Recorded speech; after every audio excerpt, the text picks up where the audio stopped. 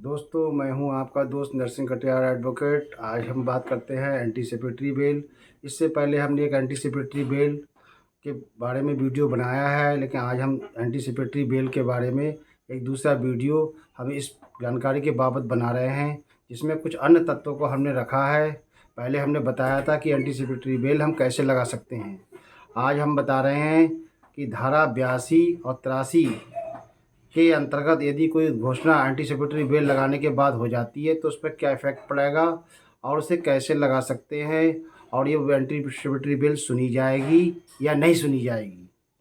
यदि हमने anticipatory bail किसी कारणवश हमें थोड़ा विलम्ब हो गया है, यदि हम एंटीसिपेटरी बेल माननीय सेशन न्यायालय में हाई कोर्ट में लगाते हैं और उसके बाद लगाने के बाद यदि कोई घोषणा सेक्शन 82 और 83 के अंतर्गत हो जाती है तो उसके बारे में हमारी एंटीसिपेटरी बेल पर कोई प्रभाव नहीं पड़ेगा, क्योंकि एंटीसिपेटरी बेल का जो सेक्शन है वो 438 CRPC के अंतर्गत आता है और इसमें बिना जेल जाए बेल का प्रोविज़न है। तो इसलिए एंटीसिपेटरी बेल जो आशंका है, गिरफ्तारी की आशंका है, उससे बचाता है। एंटीसिपेटरी बेल के लिए हम आवेदन दोनों जगह कर सकते हैं, लेकिन पहले हम सेशन न्यायालय में आवेदन करते हैं। यदि सेशन न्यायालय में हमारी एंटीसिपेटरी बेल जो अग्रिम जमानत याचिका है वो निरस्त हो जाती है तो उसके बाद हम माननीय हाई कोर्ट में क्या कहते हैं मिसलेनियस एंटीसिपेटरी बेल लगाते हैं। इसके अलावा ये दोनों न्यायालय ही सुनने के लिए सक्षम न्यायालय हैं।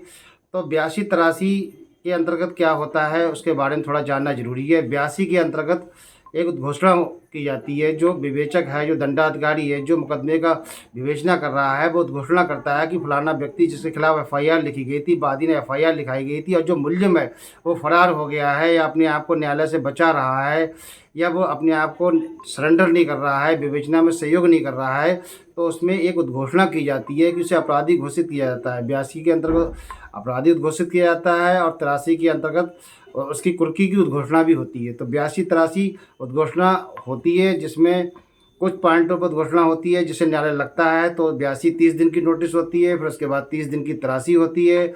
अगर इन तत्वों पर लगता है कि मुलजिम देश छोड़ के चला जाएगा या भाग जाएगा या और कोई ऐसी काम कर देगा या संपत्ति को अपने न्यायालय क्षेत्राधिकार से बाहर कर देगा या कोई अन्य कार्य कर देगा, तो उसके आधार पर हम 82-83 न्यायालय एक साथ कर सकती है। तो जिन मामलों में पुलिस गिरफ्तार नहीं कर पाती है या मुलजिम फरार हो जाता है तो उन मामलों में 82-83 की उद्घोषणा होती है। तो यदि आपने उसी दौरान एंटीसिपेटरी बेल लगा दी है और उसके बाद 82 और 83 घोषणा हो जाती है तो उससे एंटीसिपेटरी बेल के लिए कोई 438 CRPC में कोई ऐसा प्रोहिबिटेड शब्द नहीं आया है और ना ही ऐसा कोई निषेध है कि हमारी एंटीसिपेटरी बेल ना सुनी जाए, क्योंकि 482-83 जो है वो केवल CRPC की धारा उद्घोषणा के अंतर्गत है।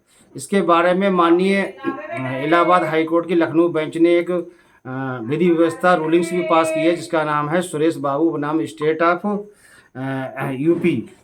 सुरेश बाबू बनाम स्टेट ऑफ यूपी 2023 में एक विधि व्यवस्था पारित की है जिसमें इस मामले में उसे एंटीसिपेटरी बेल दी गई थी और ये लखनऊ खंडपीठ की है।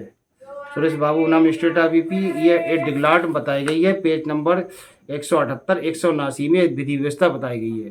तो दोस्तों, आज हमने बात करी एंटीसिपेटरी बेल की उद्घोषणा के संबंध में कि यदि मुलजिम की उद्घोषणा कर दी गई है तो उसे एंटीसिपेटरी बेल लाई होगी या नहीं। इन्हीं शब्दों के बाद मैं अपनी वाणी को विराम देता हूँ और आगे हम एक नए तत्वों पर बात करने के लिए जल्दी हाजिर होंगे। इसलिए बहुत बहुत धन्यवाद। मेरी वीडियो को लाइक, सब्सक्राइब एंड शेयर जरूर करें। धन्यवाद।